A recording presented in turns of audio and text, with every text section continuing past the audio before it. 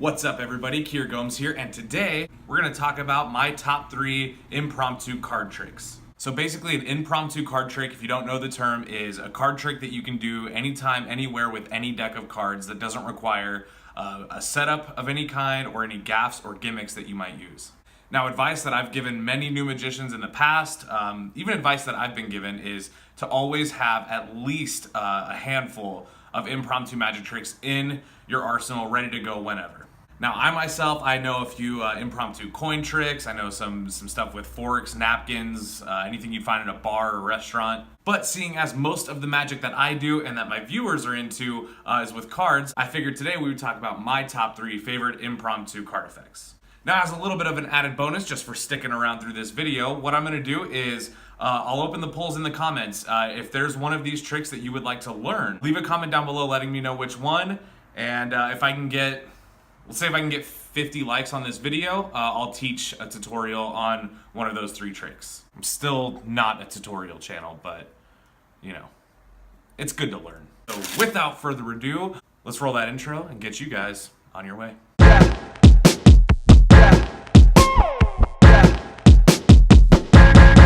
Let's go. Also, so a real quick update on the 2 giveaways that I'm doing. The first one that I'm doing is for a beginner level magic kit that I kind of pieced together out of my own magic collection. All you had to do to enter that was leave me a comment letting me know what your favorite magic effect is. I'm seeing so many entries and that's amazing, but I also am seeing a lot of entries with the same answer and a lot of them are unclear. So for example, I'm seeing a lot of people say that the double lift is their favorite. That's not a magic trick. It's a move that you could use for a lot of magic tricks, but it's not very specific. So if you haven't entered that contest yet and you would like to, please feel free to go to that video. I'll link it in the description. Leave a comment, but make sure you let me know what your favorite magic effect is and why. Also, I don't want to hear any more ambitious card or ACAN. If that is your favorite magic effect, that's awesome, but come on guys. Now for the second giveaway, I was giving away 3 Ellusionist decks. All you had to do to enter that contest was leave me a comment letting me know your favorite ace of spades on any deck of cards. That one I said I was gonna announce the winner sooner rather than later, so I did go ahead and leave the winner's name in the description of this video. So if that's you, leave me a comment with your email address so I can contact you. All right, now that's enough of that. Let's get into it. All right, so number 1 is gonna be the ambitious card. Now, there's so many different variations, and this effect is a lot easier if you have certain gaff cards like a double backer or a duplicate, but you can do it completely impromptu. I use the impromptu version of it all the time whenever I don't have time to set something up, and it's a killer. It works all the time. Let's show you that now. All right, so for these demonstrations, I am going to be using the new Art of Play Knox. You can pick these up, by the way, at artofplay.com. They come in this orange one and then some green ones as well. The green ones are okay, the orange ones are better. This is the 3-stage ambitious card that I do the most. These can be, like I said, a borrowed deck of cards. It doesn't have to be set up. There's no pre-arrangement. There's no gimmicks or gaffes that you have to keep track of. So what I would do in this case would be have the spectator cut the cards. They can cut wherever they want, doesn't really matter. I always just say halfway down, just because it seems fair. So what I'm gonna do is I'm gonna show the spectator the top card, okay? In this case, it's the 7 of diamonds. Take the 7 of diamonds, I'm gonna put it about halfway down. I'm gonna push it in slowly. Now what I would do would be have the spectator put their hand on top of the deck. And just like that, for dramatic effect, the 7 of diamonds comes back to the top. So that would be phase 1. What I would do now would be place the 7 of diamonds back into the deck. And just to show that I'm not doing anything tricky, I would show cleanly that the 7 of diamonds is somewhere in the middle of the deck, okay? Now what I would do is have them again take their hand, put it over there, and maybe this time add something like a magical snap, and the 7 of diamonds would jump back to the top. My second phase. Third phase, I typically would close this out with a card to mouth effect. It doesn't really work on camera. It really only works if you have a spectator. But what you could do would be, again, take the 7 of diamonds, let them know you're gonna put it somewhere back into the center. Show them it's definitely not on the top. It's definitely not on the bottom. Then you could snap your fingers or make whatever magical gesture you want, and just like that, the 7 of diamonds comes back to the top.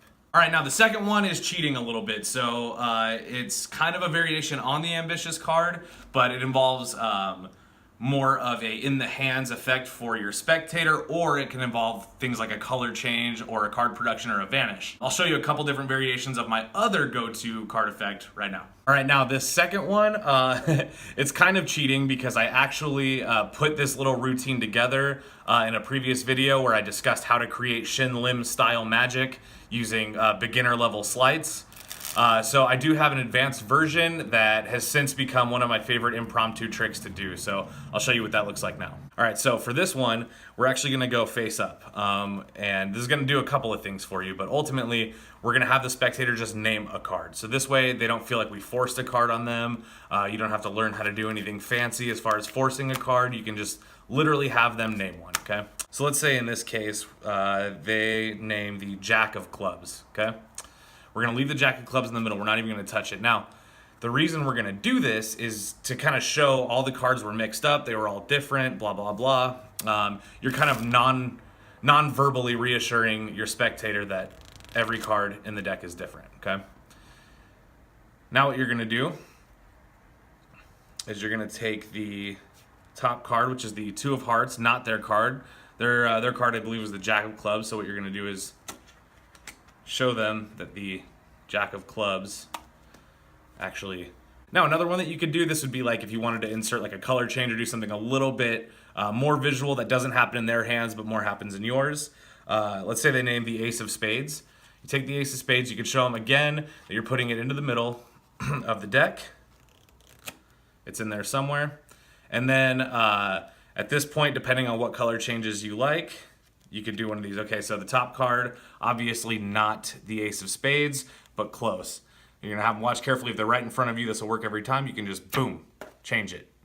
Now that one, if you do the snap change especially, you're not gonna end clean, and it really only works if they're right in front of you, but you could do it with anything. Like if you wanted to make it like the Ace of Spades, change it into the Ace of Diamonds, you can do that and it'll end clean every time. Now after you've done your color change, you'll be left clean, right? And you'll have this. So I always like to end, if I do a color change, I end it like, you know, I'll put some powder. Like it doesn't matter what card you choose, it'll always turn into your card. Or if it is your card, we can make it vanish.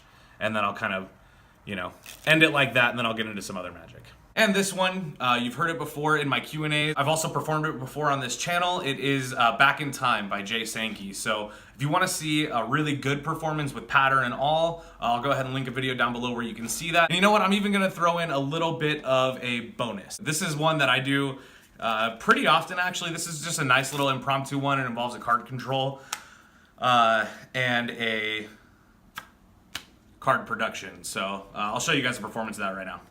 So for this one, what I do is I will shuffle the cards once or twice just to get the spectator feeling good. You always want to have them shuffle too if you can, which with impromptu magic you can. So, but at the very least, have them cut the cards. So now you're going to take the top card, which the Seven of Spades in this case, that's going to be their card. You can have them sign it if you want to. You're going to put it into the middle, and you're going to give the cards just one last mix up, just a very quick mix, okay? Now the spectator should remember their card. It was the Seven of Spades, and it's okay if you know it. It doesn't matter if you see it or not. You don't have to though. Now what you're gonna have them do is stare at the back of this card and think about their card, the Seven of Spades. And now, sometimes I'll do the top shot just because it's quick and kind of, you know, like just a real quick flash, and you can pop it out. So really just depends on what you're into. So there you go. Well guys, that's gonna do it for my top 3 go-to impromptu card tricks. Those are the tricks that I use all the time, whether I'm out and about and somebody wants to see a magic trick, or if I'm hanging out at my mom's, because you know I'm a magician, I don't have any friends.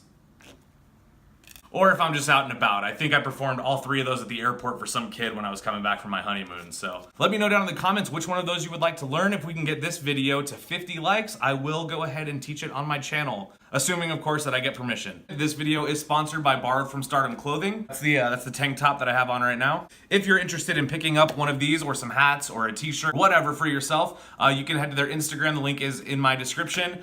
Feel free to check that out. It's a great company. That's gonna do it for us here today. Thank you all so much for watching. Hope you have a great rest of your weekend. I know I will, and I'll see y'all in the next one. Peace.